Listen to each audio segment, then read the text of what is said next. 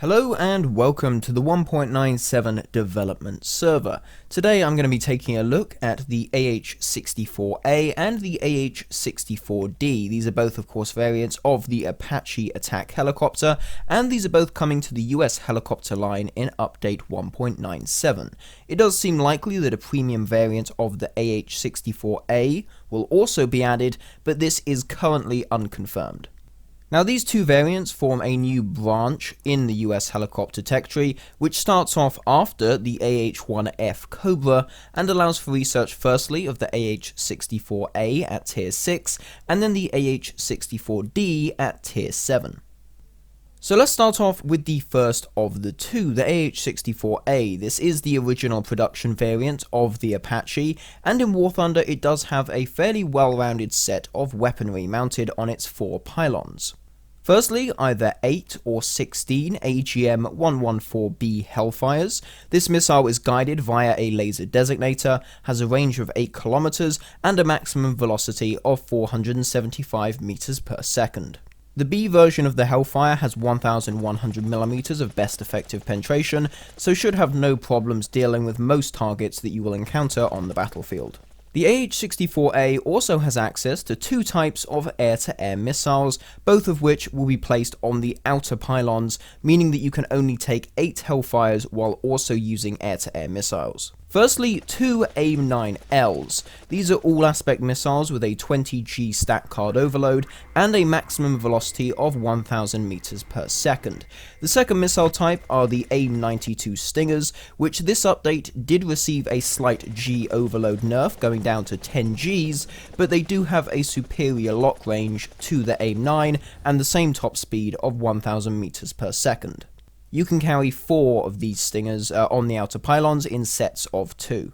The AH-64A also has access to the 30mm M230E1 cannon. This cannon contains 1,200 rounds of ammunition with a fire rate of 620 rounds per minute.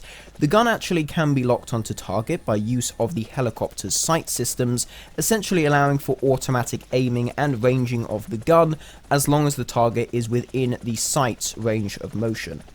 This is very good against stationary targets, but can struggle against some moving targets such as other helicopters, so in those cases it's best to manually aim the gun.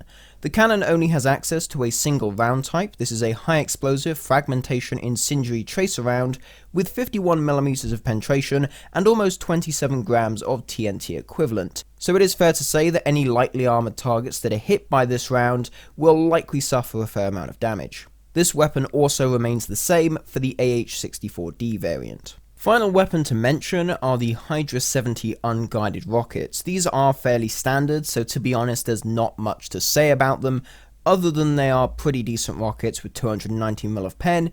If you fire a cluster of them at a target, it's likely you're going to do some damage.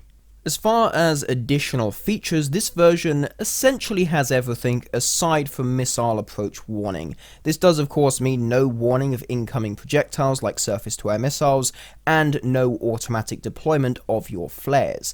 The AH-64A does though feature a radar warning receiver system and a thermal sight, which in my opinion are the 2 most useful features in ground battles, and you also have 60 flares, an IRCM unit, and built-in exhaust suppression. So there's plenty of countermeasures against air-to-air missiles, and a few other little things that'll make ground RB especially a bit easier for you when flying this heli. Now that's more or less it for the AH-64A. Now let's move on to the AH-64D Longbow. This takes up the tier 7 spot on this branch line and is visually quite different to the A variant. Notably, it is quite a bit thicker and also has the Longbow radar on top of the rotor mast. The main weapon on this version consists of the AGM-114K Hellfire 2. This missile generally performs very similar to the previous B variant with the same 8km range and the same maximum velocity of 475 meters per second, but it does have a pen increase going up to 1,200mm, and the laser designator appears to be a bit more accurate and is not as easily knocked off target as that of the B Hellfire. Although the laser designator accuracy is just my initial observation, and of course that may change before this gets to the live server. Up to 16 of these Hellfires can be mounted, with 4 of them per pylon.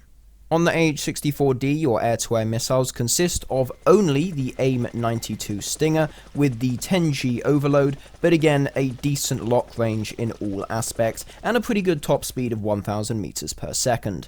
The Stingers are not really the best air-to-air missiles, they're not exactly that consistent, but having 4 of them should allow you to somewhat defend yourself from enemy aircraft. The gun is of course, again, the M230 cannon, as I have already explained previously. This helicopter, as well as the A version, also uses the Hydra 70 rockets, and as said, they are decent unguided rockets with 290mm of pen, but I don't really have much to say about them. As far as additional features, this has everything: missile approach warning and radar warning receiver, so your flares will be automatically deployed and you will be warned of any incoming projectile or any radar signature in the nearby area. And speaking of flares, you can hold 30 of them, which isn't exactly so much, but more of them can be added in the form of pylon end pods that replace the Stinger missiles. So if you don't mind dumping your air-to-air missile capability, you can have a fair amount of additional flares. The AH-64D does also have an IRCM unit, which is just behind the rotor, and also built-in exhaust suppression, so actually enemies locking on air-to-air missiles will be a bit more difficult due to that exhaust suppression. The AH-64D does of course also feature the Longbow radar. This is capable of either air-to-ground search mode or air-to-air search mode at either 4 km or 8 km of range, with 4 focus modes available in the air-to-ground mode. Currently this works exactly the same as the radar on the British Apache, as that is also the Longbow, and also the same as the radar on the Ka-52. This helicopter does of course also feature a thermal sight and night vision, as well as being able to lock targets from third-person view, something of which the AH-64A cannot do.